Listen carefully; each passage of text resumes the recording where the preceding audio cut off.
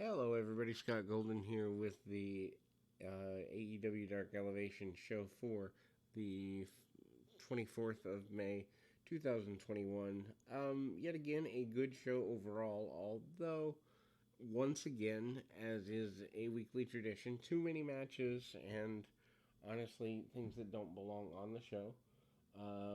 QT Marshall with the Factory defeats Robo. Robo is a guy that is going places, primarily New England Northeast um, person, I believe. I know I've seen his name around, and I believe it's in that general region of the country. Marshall wins with a clean diamond cutter, and ultimately he's here because he's on the booking committee, not because he has talent that requires him to be here. Abaddon defeats Lyla Gray. Abaddon um, expands her 7 match win streak into 8.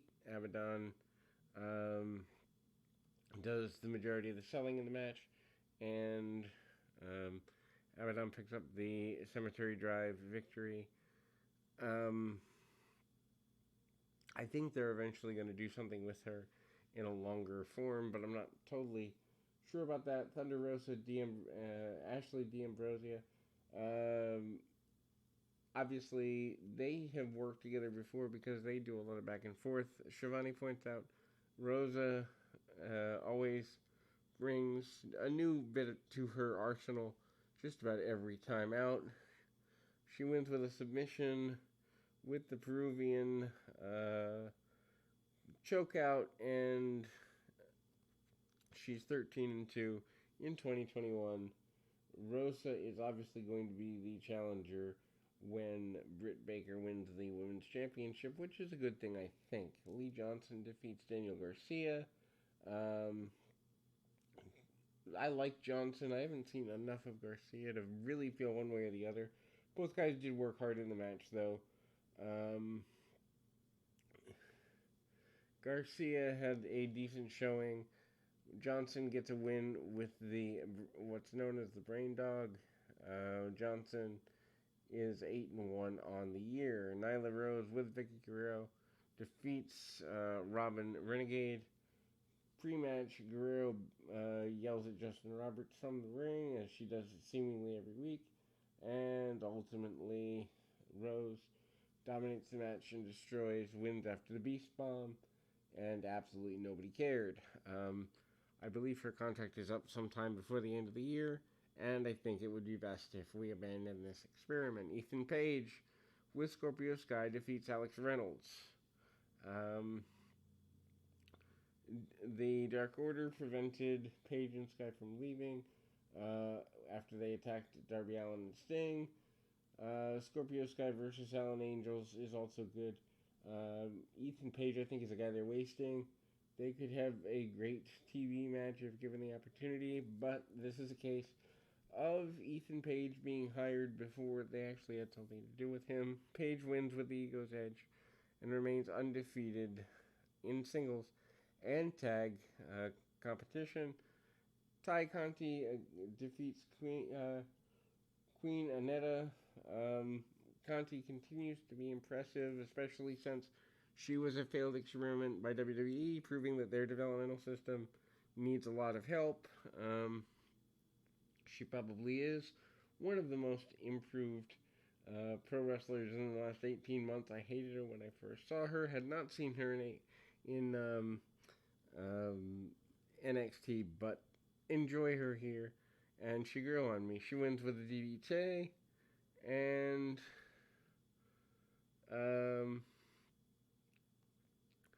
the opponent looks decent enough.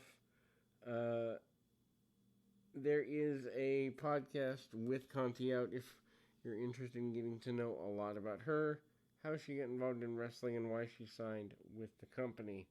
Penta is up next with manager, defeating Mike Sydal with Matt Sydal. If you like the lucha style craziness, then this is a match for you. Worth going out of your way to watch if you enjoy that type of match. Mike Sydal is, in my estimation, not a bad talent, but better in tag team wrestling. Penta picks up the win with the Fear Factor. Scorpio Sky defeats Alan Five Angels here. Earlier in the show, there was a good promo with Sky and Paige. Sky and Angels have a really decent match. Lots of back and forth. Angels is part of the future of the industry in my estimation and has a really good match. Sky submits Angels with a heel hook for his 10th win in a row as both a singles and tag wrestler combined. Matt Hardy with the Hardy Family Office defeats Fuego del Sol. What a waste of a guy who used to be relevant. Matt Hardy is older and being wasted here, especially for whatever money he's charging the company. Del Sol makes the mistake of comparing himself to Hardy on Sammy Guevara's blog.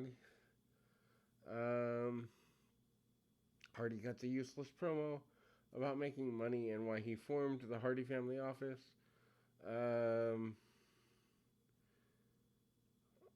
The Fuego del Sol continues to lose, and he submits to the Leech.